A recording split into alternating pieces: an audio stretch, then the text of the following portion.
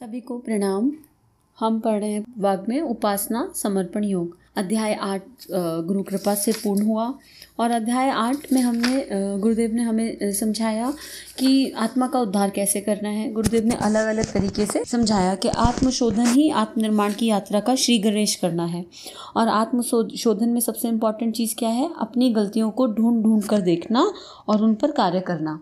अपनी जो दृष्टि है वो अपने भीतर चली जाए, हमें बाहर किसी के कोई दोष दुर्गुण दिखाई ना पड़े।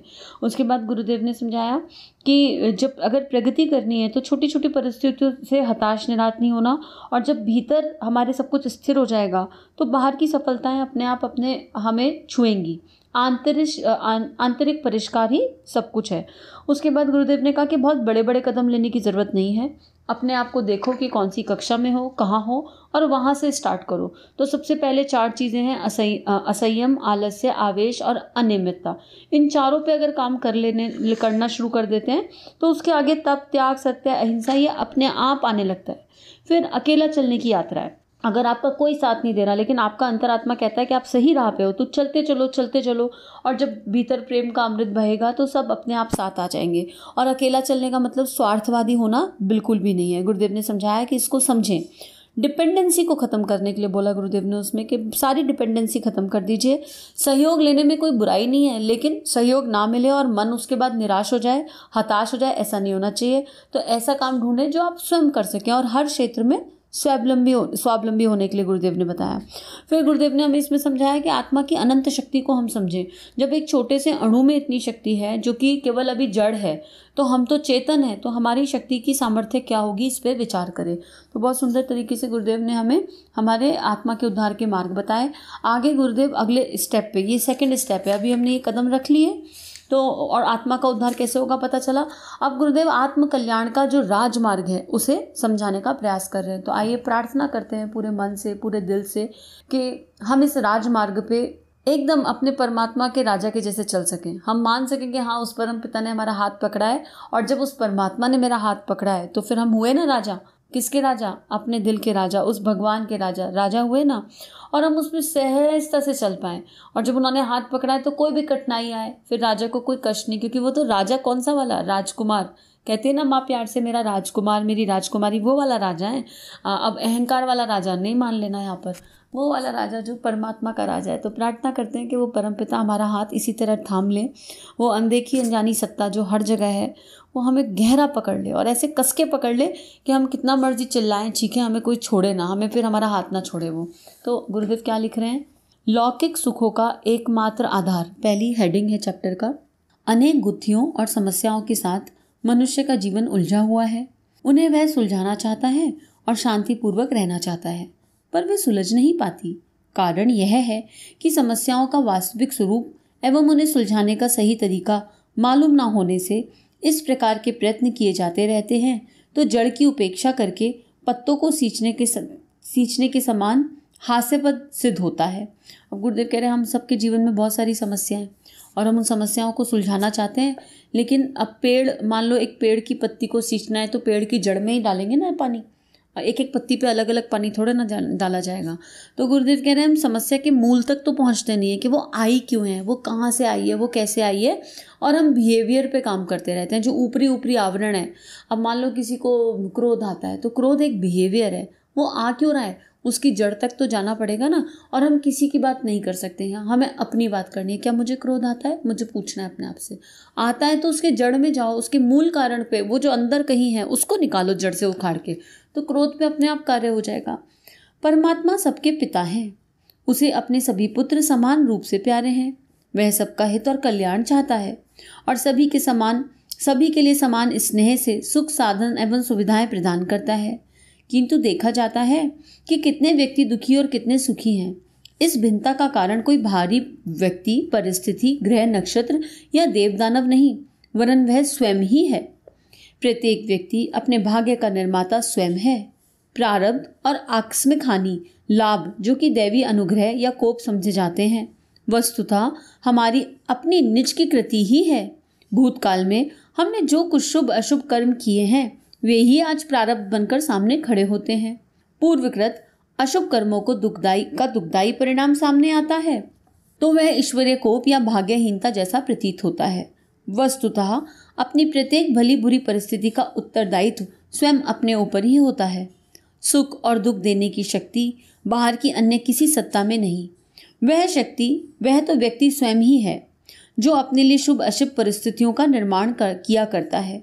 मकड़ी अपना जाला स्वयं बुनती है और उसमें स्वयं ही उलझी रहती है। मनुष्य ने भी स्वयं अपनी परिस्थितियों का ज्वाला स्वयं ही बुना होता है और वह स्वयं उसमें ही फंसता निकलता रहता है। कितना सुंदर पैराग्राफ और बहुत गहरा पैराग्राफ। सबसे पहली बात गुरुदेव ये बता रहे हैं कि वो परमपिता हम सबके पिता हैं। तो उन्होंने हमारा, और गुरुदेव ने आवाहन भी इस चैप्टर का इसी भाव के साथ कराया कि हम मान लें कि उन्होंने हमारा हाथ पकड़ लिया है।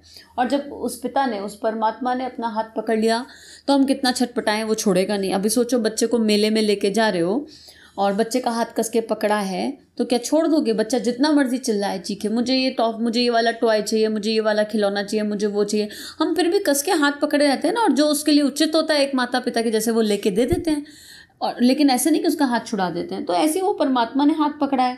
तो अगर आपके जीवन में रोना बिलखना चल रहा है, छटपटाहट चल रही है, तो मान लो उसका हाथ, उसकी तरफ देख लो। अब बच्चा कहना ही ना माने तो क्या करोगे? कई बार बच्चे बहुत जिद पे अड़ जाते हैं, माता पिता ने हाथ पकड़ा है तो बड़े बड़े दुख के साथ कई बार माता पिता कहते हैं अच्छा जाओ करके देख लो, जहाँ पे उन्हें पता होता है कि बहुत हानि नहीं होगी लेकिन एक्सपीरियंस देना है। तो बिल्कुल वही घटनाक्रम हमारे साथ घटित हो रहा है, लेकिन हम वो बाल सुलभ बन तो जाएं, पहले हमें वहाँ तक पहुँचना पड़ेगा कि हम ये समझ पाएँ। उसके बाद प्रकृति अपना, अभी सारे सुख साधन सुविधा या मैटेरियलिस्टिक की बात नहीं कर रहे गुरुदेव, सारे सुख साधन सुविधाएं, किसी को हवा कम पड़ रही है, धूप कम पड़ रहा है, पानी कम पड़ रहा है, प्रकृति ने सब कुछ सबको बराबर बांटा है। हमारी क्षमताएं, ब्रेन सबको एक सा दिया है, सब कुछ तो सबको एक सा दिया है, वही बॉडी सबके पास है। अब इससे अपनी प्रतिभा विकसित करते हुए जितना मर्जी हम अचीव कर लें लाइफ में, लेकिन फिर हमें विज्ञान और अध्यात्म का समन्वय है। हम वो अचीवमेंट करते करते करते करते ये भूल जाते हैं कि हम टेम्परेरी हैप्पीनेस की तरफ जा रहे हैं। अगर हम भीतर से अपने आप को गहरा पकड़ लें, अपनी जड़ों में बिल्कुल जुड़े रहें और फिर ऊंचाई पे बढ़ें। अब एक पेड़ जब अपनी जड़ों में गहरा होता है, तो आम का पेड़ देख लो, कोई भी पेड़ देख लो, वो कितना ऊंचा जाता है और फिर सबको भी फल देता है, बांटता है, लेकिन उसकी जड़ें बहुत गहरी होती हैं। तो हम अपनी जड़ मतलब अपने भीतर जाएं, क्योंकि हम अपने भाग्य के निर्माता खुद हैं। हम अपने भीतर जाएं, अपनी जड़ों को मजबूत करें और समझें कि ये जो भी परिस्थिति मेरे जीवन में है, हमें बीता जीवन याद नहीं है, लेकिन जो भी मेरे जीवन में घटित हो रहा है वो मेरे ही किए गए कर्मों का परिणाम है। इस बात को आप मानना चाहो मानो, नहीं मानना चाहो मानो, लेकिन सत्य स्वयं प्रकाशित है। आपके मानने या ना मानने से सत्य नहीं बदल जाएगा। तो सत्य यही है कि अगर आपके जीवन में, हमारे जीवन में आज कोई दुख या तकलीफ है जो अचानक भी प्रेजेंट हो गई, वो है अपने ही कर्मों का फल। वो कर्म हमें याद हो या नहीं, हम लोगों की स्मृति तो इतनी पुरानी है, अभी कोई पूछे 4 दिन पहले क्या खाया तो याद नहीं रहेगा। तो ये तो जन्मों जन्मों की बात हो रही है। और जो यहाँ तक उपासना समर्पण सुन चुका है उसको पता है कि ये जन्म जन्मांतर की यात्रा है। और इसमें जो है, जब जन्म जन्मांतर की यात्रा होती है तो इसमें जो है पुराने पूर्व जन्मों के कर्म, इस जन्म के कर्म, कब कौन सा कर्म फलदायी हो रहा है हमें आइडिया नहीं। अब ये तो समस्या है। समाधान क्या है? समाधान ये है कि पहले तो एक्सेप्टेंस टूवर्ड्स एवरी सिचुएशन। जो है मेरे कर्मों का फल है, ओके एक्सेप्टेड। अब एक्सेप्ट करके मतलब ये नहीं है कि मेरा भाग्य ऐसा है तो हम हाथ पे हाथ धर के बैठ जाएं, नहीं। भगवान ने क्षमता दी है, विवेक दिया है, हाथ पैर दिए हैं, शक्ति दी है, तो उठो और कर्म में लग जाओ बिना फल की इच्छा करे। इस वाले पल में अपना मैक्सिमम डालना है, पूरा डालना है। अब अगर मैंने ये वाला पल अपना अच्छे से जी लिया, ये वाला मोमेंट, तो इसी पल से मेरा भविष्य बन रहा है और इसी पल से मेरा पास्ट बन रहा है। तो ये वाला मोमेंट अगर हम बेस्टेस्ट जी लें तो भविष्य भी सुनहरा है और पास्ट की यादें बहुत सुनहरी हो जाएंगी। कम से कम ये सुकून तो होगा ना कि हमने अपनी पूरी कोशिश की। रिजल्ट, फल की इच्छा तो करनी नहीं, रिजल्ट जब आएगा तब आएगा। और फिर जब आप अच्छा करते जाओगे तो जो पुराने कर्म है वो तो खत्म नहीं हुए ना, वो तो पड़े हुए हैं अभी खाते में, तो उनकी परिस्थितियां भी लौट कर आएंगी। लेकिन कर्म की शक्ति और कृपा की शक्ति बड़ी महान है। तो हम अपना प्रयास लगातार करते रहें और हैप्पीनेस के साथ। कोई भी सिचुएशन आती है लाइफ में, उसमें हमेशा कुछ पॉजिटिव छुपा होता है, बस देखने की बात है, नज़रिए की बात है। अगर हम जान सकें, हम उसको अपने आप को उस विराटतम से जोड़ के देख सकें, तो हमें समझ में आ जाएगा कि इस परिस्थिति में क्या अच्छा था। ये बात गुरुदेव यहाँ समझा रहे हैं। और फिर चॉइस हमारी है, निर्णय लेने की क्षमता हमारी है। हम चाहें तो रोते बैठे हर परिस्थिति पे। मकड़ी ने अपना जाला बनाया, उसमें बैठी है, रो रही है और उसमें से निकल नहीं पा रही है। तो हम चाहें तो रो लें और हम चाहें तो आशा की वो किरण देख लें और उसमें आगे की तरफ बढ़ जाएं। क्योंकि सारी सुख और दुख मेरी मन स्थिति है। और ये पिछले चैप्टर में भी बात हो रही थी कि लाइफ का ग्राफ है, ऊपर नीचे चलेगा। लाइफ कभी ऐसे स्मूथ थोड़ा ना चलेगी, हैप्पी हैप्पी हैप्पी, मोनोटोनस हो जाएगा। और मोनोटोनस हो जाएगा तो हम ही बोर हो जाएंगे। हम वैसे ही अपने रेगुलर रूटीन से बोर हो जाते हैं। तो ये भगवान जी का प्लान होता है सारा कुछ। और भगवान का क्या, हमारे भीतर हमारे कर्मों का प्लान होता है कि कभी खुशी कभी गम। अब हमें रहना है सम, कभी खुशी कभी गम, हमें रहना है सम। कितना बढ़िया बोला, अरे वाह, मजा आ गया। उसके बाद गुरुदेव आगे लिख रहे हैं, एक छोटा पैराग्राफ लेते हैं। इस तथ्य को हम जितना जल्दी हृदयगम कर लें उतना ही ये निश्चय हो जाता है कि अध्यात्म ही इस संसार की सबसे बड़ी बुद्धिमत्ता है। अध्यात्म क्या है? आत्मा के निकट जाना, जिस आधार पर हमारे सुख दुख, उत्थान पतन की, संतोष संताप की धुरी घूमती है, उस पर ही सबसे अधिक ध्यान देने की आवश्यकता है। जड़ को सींचने से ही जब पत्ते हरे होंगे तो सभी कुम्हलाए हुए पत्तों को अलग अलग सींचने की या उन पर हरा रंग पोतने का श्रम करने से क्या लाभ? अनेक प्रकार की गुत्थियां और परेशानियां हमारे सामने आती हैं। यदि उनका उलझना और सुलझना हमारी आंतरिक स्थिति पर ही निर्भर है तो बाह्य उपचार की अपेक्षा अपने आंतरिक स्तर का सुधार करने का प्रयत्न क्यों ना किया जाए? गुरुदेव प्रश्न पूछ रहे हैं कि पत्तों को पोंछने से, अभी एग्जाम्पल देखो लिखा हुआ है और पहले गुरुदेव बुलवा चुके, तो बड़ा सुकून मिलता है आत्मा को जब ऐसा होता है। तो अब देखो, मर्जी है व्यवहार पे काम करना है कि व्यवहार के मूल पे। और पिछले चैप्टर में बताया अपने ऊपर, केवल अपने ऊपर काम कर सकते हैं और दुनिया में किसी पे काम नहीं कर सकते। जब हम अपने भीतर से प्रेम, high radiation, happiness, peace radiate करेंगे तो उसका इम्पैक्ट हमारे आसपास सब जगह पड़ने ही वाला है, बशर्ते सामने वाले की रिसीविंग ओपन हो और सामने वाले से कोई कार्मिक भी हो। अब आप पड़ेगा, लेकिन अगर आप चाहो नहीं मेरे व्यवहार का प्रभाव इस ए पर्सन पे पड़ जाए और उस ए पर्सन का टाइम नहीं आया तो नहीं पड़ने वाला है ना। आपके चाहने ना चाहने से नहीं पड़ेगा, लेकिन अपना प्रयास करते रहना है, बार बार नॉन स्टॉप, बिना फल की इच्छा करे। उस परमात्मा ने हाथ पकड़ा है और जब उसने हाथ पकड़ा है तो हमको कस के चलना है। और प्रयास किस दिशा में? भीतर की दिशा में, अंदर के सद्गुणों का जागरण, अपने गुण कर्म स्वभाव, इस पे लगातार चिंतन मनन। साधना एक्चुअली यही है।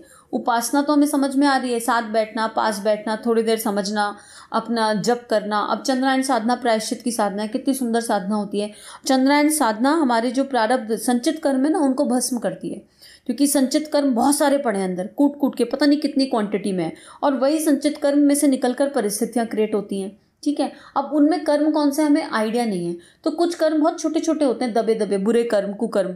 लेकिन जब हम प्रायश्चित की साधनाएं करते हैं, जैसे चंद्रायन है या लगातार अनुष्ठान साधना करते हैं, तो हमें आइडिया भी नहीं लगता, क्योंकि जब हम जप करते हैं तब करते हैं पूरे भाव से, पूरे दिल से, पूरी श्रद्धा से, तो हीट उत्पन्न होती है और एनर्जी सेंटर एक्टिवेट हो जाते हैं, तो अंदर जो संचित कर्म है वो भस्म होने लगते हैं। तो प्रारब्ध भी अगर आएगा ना तो छोटा होकर आता है।